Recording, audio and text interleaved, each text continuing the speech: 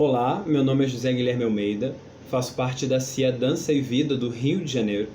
Sou graduado em Educação Física, mestre em Educação e especialista na área de Inclusão. E é sobre esse tema que eu quero abordar hoje. Quando nós pensamos nessa ideia de inclusão, fica uma estranha sensação de que nós já falamos sobre isso há muito tempo e que ao mesmo tempo nós não sabemos como isso funciona. Aqui no Brasil os movimentos de inclusão são recentes. Eles têm apenas algumas décadas. Só que as raízes da inclusão elas estão há muitos anos atrás. Inclusive, se nós olharmos no Velho Testamento, existe uma inclinação na lei, no Pentateuco, de aceitar pessoas de outras nações que não faziam parte do povo de Israel como estrangeiros no meio do arraial.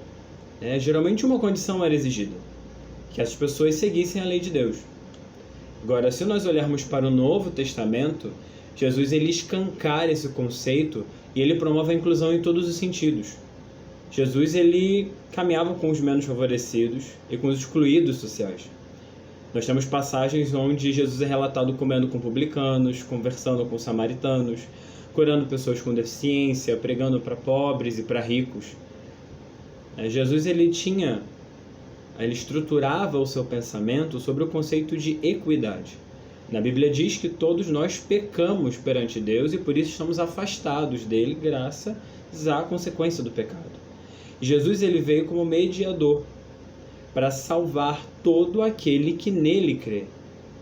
Logo, em Jesus nós temos estruturada a ideia de inclusão no reino de Deus, que por meio de Jesus todos podem entrar no reino dos céus, porque também, previamente, todos nós somos vistos como iguais perante Deus.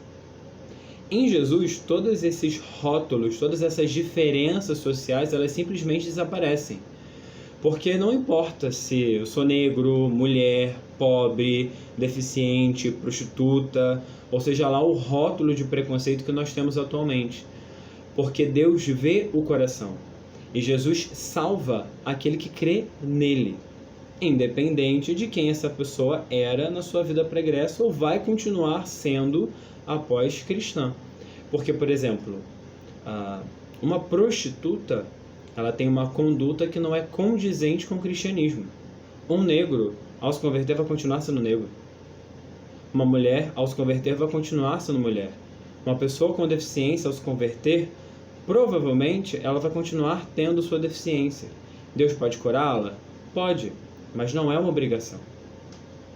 Quando nós aceitamos essa verdade, passamos a olhar todas as pessoas como nosso próximo, como pessoas que têm o mesmo valor que nós perante Deus, resta um problema. Como nós vamos incluir em nossas igrejas pessoas com habilidades diferentes das que nós geralmente recebemos? Por exemplo, como eu posso receber uma pessoa que utiliza a cadeira de rodas na minha equipe de dança? Ou como eu vou fazer uma peça de teatro tendo um integrante com síndrome de Down? Como eu poderia ter um preletor surdo falando no domingo à noite? Será que realmente existe um impedimento para esses casos que eu coloquei? Ou será que nós temos dificuldades em receber essas pessoas? O que seria necessário para que pessoas com essas características ou até outras deficiências estejam nas nossas igrejas? Número 1, essencial, é a atitude positiva em relação a essas pessoas. A primeira grande barreira está na forma de lidar com a deficiência. Quando a gente olha uma pessoa nessa condição e temos espanto, ou nós temos medo de nos aproximar dessa pessoa, nós criamos uma barreira. Obviamente é difícil lidar com pessoas com deficiência, no sentido de gerar adaptação, porque são situações muitas vezes novas. Enquanto um especialista, eu não conheço todas as deficiências. E muitas vezes eu vou precisar estar com a pessoa, conversar com a pessoa, para aprender a lidar com ela e atender as necessidades dela, que são individuais. Cada pessoa é uma pessoa. E as necessidades são individuais. Agora, a partir do momento em que eu entendo as necessidades dessa pessoa, eu vou promover o ponto 2, que é a acessibilidade. Ou seja, não vou gerar no espaço, eu vou gerar na estrutura eclesiástica adaptações mínimas para receber essas pessoas. Por exemplo, eu preciso ter adaptação para pessoas que utilizam cadeira de rodas, que utilizam muletas, que utilizam cão-guia, que utilizam a bengala e por aí vai. Isso vai exigir, por exemplo, adaptação no acesso das pessoas que chegam à igreja, adaptação dos banheiros da igreja, nas salas de aula, nas salas de reuniões, na cantina, no santuário e no púlpito da igreja. Senão, a estrutura eclesiástica vai gerar barreiras.